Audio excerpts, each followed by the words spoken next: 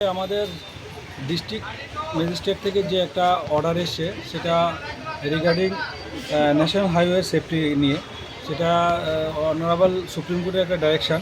সেই ডাইরেকশানে বলা হয়েছে যে সোমোটো রিপিটিশন একটা হয়েছিল যার নাম্বার ছিল 925। তো সেই নিরিখে ইনস্ট্রাকশন দেওয়া হয়েছে ডিএমএন কালেক্টরদেরকে, স্যারদেরকে, যে ন্যাশনাল হাইওয়ের মধ্যে যে যে জায়গাগুলোতে যারা এনক্লোজ আর ইললিগাল করে আছে তাদেরকে রিমুভ করার জন্য। তো অ্যাকর্ডিংলি আমরা আজকে 4-5 দিন ধরে এই কাজটা করছি।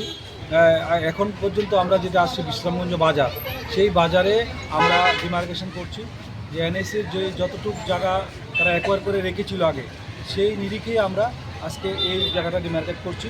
সেই ডিমার্কেটে আমরা টোটাল ব্যবসায়ীদের, যারা বিশ্রামগঞ্জ বাজারে ব্যবসায়ী আছে, ব্যবসায়ী সেক্রেটারি, প্রেসিডেন্ট, আদার যে বিজনেসম্যান সবাই আমাদের কোঅপারেশন করছে, সেই জায়গাতে আমরা যতটুকু এনএইচ অ্যাকোয়ার করা আছে সেই জায়গাটা আমরা এনক্লোজ ফ্রি করার জন্য তাদেরকে আমরা নোটিশ ইস্যু করেছি, যেটা 5 দিন বলবৎ থাকবে।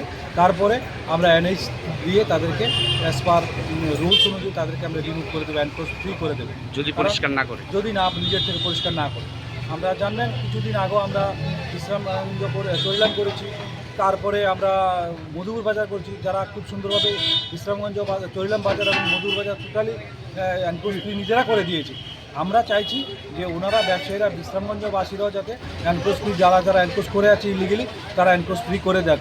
যদি না করে তাহলে আমরা প্রশাসনিকভাবে আমরা এটা ব্যবস্থা নেব। স্যার কত মিটার করে নেওয়া হচ্ছে, কত ফুট করে নেওয়া হচ্ছে? আমরা টোটাল এটা নিচের ক্যাপাসিটি 66 ফিট আছে, এদিকে মিডল থেকে 33, এদিকে থেকে 33, এইভাবে আমরা করছি। এবং জায়গায় জায়গায় আমরা ক্রস চেক করে দিচ্ছি যাতে কোনো অবস্থাতে কেউ যাতে বেশি জায়গা না যায়, যেটা 66 আছে, টোটাল 20 মিটার।